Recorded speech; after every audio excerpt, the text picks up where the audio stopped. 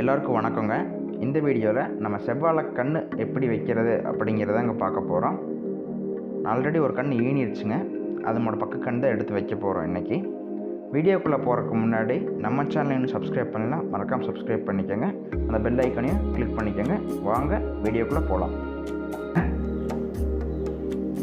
மம்முட்டியில் எதுலேயுமே பறிக்க முடியாதுங்க. ஏன்னா வாழை மரத்துக்கடியே கீழே கிழங்கு இருக்குங்க. கிழங்கோட சேர்த்தி பறிக்கணும். அதனால என்ன பண்ணியிருக்கோம், நம்ம பிக்கோஸில் பறிக்கலாங்க. கிழங்கை முழுசாக வெட்டி எடுக்கணுங்க. அரைவாசியெல்லாம் வெட்டி எடுத்தோம்னா நம்ம கன்று வைக்கும்போது மறுபடியும் தலையாதுங்க. இந்த செவ்வாழை எவ்வளோ நாள் ஆகும்னு பார்த்தீங்கன்னா, பூ எடுக்கிறதுக்கு ஒரு 6 மாதம் பக்கமே ஆயிருங்க. பழம் வர்றதுக்கு ஒரு 10 மாதத்து பக்கம் ஆயிருங்க செவ்வாழை.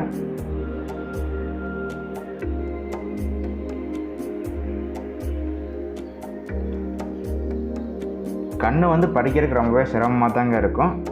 கொஞ்சம் நல்லா குழி ஆழமாக பறிச்சு விட்டுட்டு அப்புறம் நம்ம பிக்கோஸில் நல்லா பறித்தோம்னா ஈஸியாக எடுத்துடலாங்க. நல்லா சுற்றியும் பறிச்சு விட்டுட்டு இழுத்து வெட்டினோம்னா, அந்த கிழங்கோட அடியோடு சேர்த்து வெட்டினோம்னா எடுத்துடலாங்க.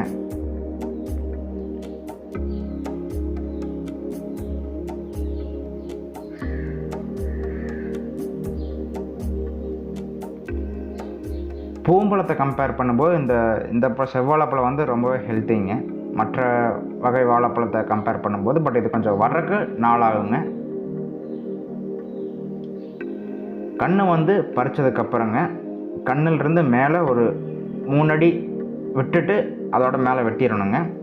அப்புறம் கண்ணுக்கடியில் இருக்க அந்த கிழங்குல வேர்கள்லாம் நிறையா இருக்குங்க. இந்த வேர்கள் எல்லாமே ஃபுல்லாக செதுக்கி விட்டுறணுங்க.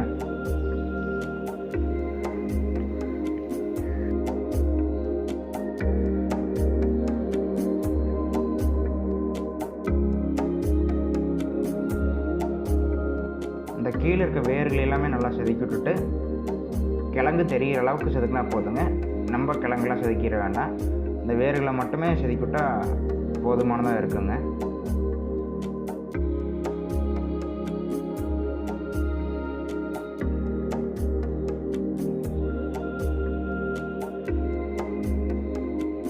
கன்று வைக்கிறதுக்கு குழி ஒரு 3 அடி 2 அடி அளவுக்கு இருந்தால் போதுங்க.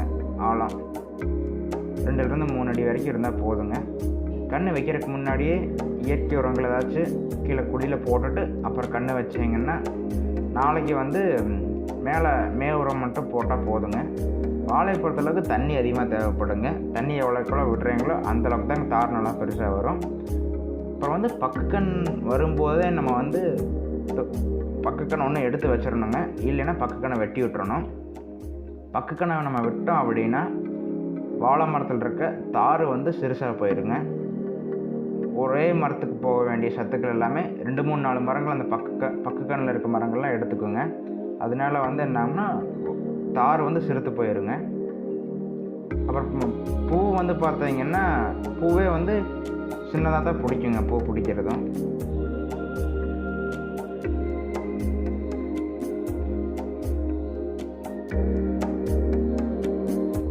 குழிக்குள்ளே என்னென்ன போடலாம்னு பார்த்தீங்கன்னா, மாட்டு சாணம் போடலாங்க. நல்லா இத்திருக்க சாணத்தாங்க போடணும். பச்சை சாணம் போட்டுறாதீங்க. பச்சை சாணம் போட்டிருந்தீங்கன்னா அதில் புழு உற்பத்தி ஆகி இந்த கிழங்கையெல்லாம் அரிச்சு சாப்பிட்ருங்க. அப்புறம் மரம் தலையாமல் போயிடுங்க. ஆட்டுப்புழக்க அது யூஸ் பண்ணலாங்க. இந்த இடத்துல கோழி எருவில் இருந்துச்சுன்னா அது போடலாங்க. கோழி எருவில் நைட்ரஜன் சத்து அதிகமாக இருக்கிறதுனால மரம் சீக்கிரம் வளர ஆரம்பிச்சிடுங்க. இந்த மாதிரி இயற்கை உரங்கள் எதாக இருந்தாலும் கொஞ்சம் மக்கி இருக்க மாதிரி கொடுத்தீங்கன்னா மரம் சீக்கிரம் தளவை பிடிச்சி வருங்க. இந்த இடத்துல இந்த குழி ரொம்பவே கல்லாக இருக்குதுங்க. அதனால தோண்டவே முடியல. பட் கீழே கல்லாக இருந்தாலும் வேர் சைடில் பிடிச்சி போய்க்குங்க. அதனால் ஒன்றும் பிரச்சனை இல்லை. வேர் சைடில் பிடிச்சிக்கலாம், மேலே வந்துடுங்க வேர் வாழை மரத்தை பொறுத்த அளவுக்கு.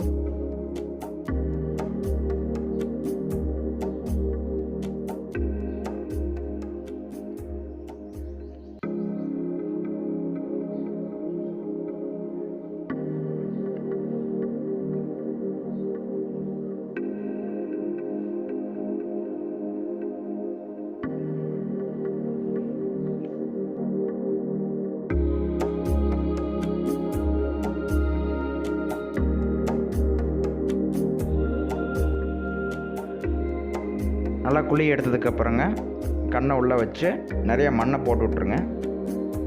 மண் போட்டு விட்டதுக்கப்புறம் சுற்றி வட்டம் எடுத்து விட்ருங்க. நல்லா பெரிய வட்டம் எடுத்து விட்டு ஒரு 2 குடம் அளவு தண்ணி நிற்கிற அளவுக்கு வட்டம் எடுத்து விட்ருங்க. தண்ணி நிறையா ஊற்றினீங்கன்னா மட்டும்தான் அந்த சென்டருக்கு கொடுத்துட்டு புது தலை தளைஞ்சு வருங்க. நான் இதோட இந்த வீடியோ முடிச்சுக்கிறேங்க. விவசாயம் சார்ந்த அனைத்து பதிவுகளுமே நம்ம சேனலில் போஸ்ட் பண்ணிகிட்ருக்கேங்க.